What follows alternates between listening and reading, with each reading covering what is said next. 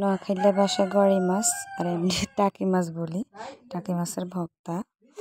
আসসালামু আলাইকুম। আজকে আমরা ভর্তা দিয়ে সকালে নাস্তার পরে ভাত খাবো সবাই মিলে।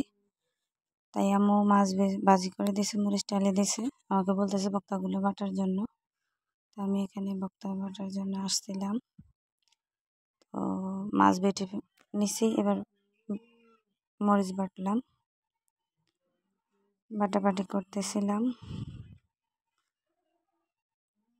আসলে ভর্তা দিয়ে ভাত খাওয়া যায় অনেকগুলা, ভালো লাগে সকালবেলা।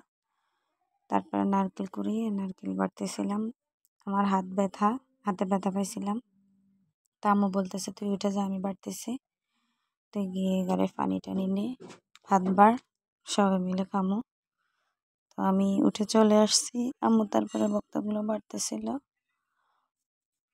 আম্মু ভর্তাগুলোকে ভালো করে বাড়তেছিল। এর মাঝে আমি বাড়ছি তো কাটা আসিল, তো এগুলা আবার ভালো করে বাইচা নারকেল সব কিছু ভালো মতো পিষে বেটে নিছে। মায়ের হাতের খাবার খুবই মজা, আর সেটা যদি হয় ভর্তা তাহলে তার কথাই নাই। কে কে আমার মতো ভর্তা ভালোবাসে। মাছের ভর্তা তো মরিচ দিয়ে, কাঁচা মরিচ দিয়ে বাড়ছে, এই জন্য সাদা সাদা, কিন্তু খুবই ইয়াম্মি, খুবই টেস্টি হয়েছে। সত্য কথা বলতেছি, খুবই মজা হয়েছিল।